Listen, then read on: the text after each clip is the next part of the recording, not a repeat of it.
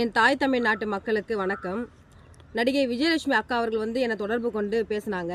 நான் பேசுனதுக்கெல்லாம் வருத்தம் தெரிவிக்கிறேம்மா.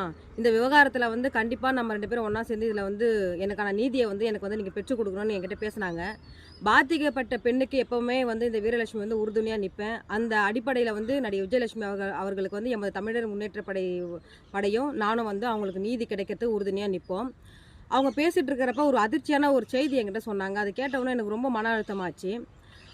சீமான் அவர்களால் நடிகை விஜயலட்சுமி அவர்களுக்கு 7 முறை கருக்கலைப்பு செய்யப்பட்டதுனால அவங்களுடைய கர்ப்பப்பையை இன்றைக்கி மருத்துவர் எடுக்க சொல்லியிருக்காங்க. ஏன்னா கர்ப்பப்பையை அதிக அளவு இன்ஃபெக்ஷன் ஆகி பாதிப்பு ஏற்பட்டு இப்போ அவங்க 2 மாதத்துக்கு முன்னாடி கூட அவங்க மருத்துவமனையில் அனுமதிக்கப்பட்டு மருத்துவருடைய ஆலோசனை கேட்டிருக்காங்க. அதை என்கிட்ட சொன்னாங்க நேற்று. அது கேட்ட உடனே எனக்கு ரொம்ப அதிர்ச்சியாகிடுச்சு, மன அழுத்தமாக ஆச்சு.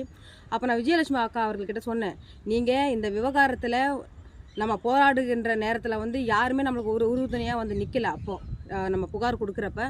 ஆனால் உங்களுடைய பாதிப்பு நாட்டு மக்களுக்கு தெரிஞ்சு கண்டிப்பாக ஒரு நாள் தமிழ்நாட்டில் இருக்கிற மக்களும் தமிழ்நாட்டில் இருக்கக்கூடிய பெண் தலைவர்களும் உங்களுக்கு பாதுகாப்பு அரணாக நிற்பாங்க அப்படின்னு நான் சொன்னேன். அந்த அடிப்படையில் நேற்று கனிமொழி எம்பி அம்மா அவங்களும் நாகை எம்பி அக்கா சுதா அவர்களை நடிகை விஜயலட்சுமி அவர்களுக்கு ஆதரவாக குரல் கொடுத்துருக்காங்க.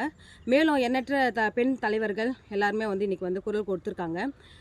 நடிகை விஜயலட்சுமி அவர்களுக்கு ஆதரவாக நிற்கிறவங்க யாருன்னு பார்த்தீங்கன்னா, பெண்மையை போற்றவங்க, பெண்மையை மதிக்கிறவங்க, கற்பனா என்னன்னு தெரிஞ்சவங்க தான் இன்றைக்கி விஜயலட்சுமி அவர்களுக்கு ஆதரவாக நிற்கிறாங்க. இது 3மே என்னென்னு தெரியாதவங்க தான் இன்றைக்கி சீமான் பின்னாடி நிற்கிறாங்க. இது நாட்டு மக்கள் இதெல்லாம் நினச்சி நீங்கள் கவலைப்பட வேணாம்.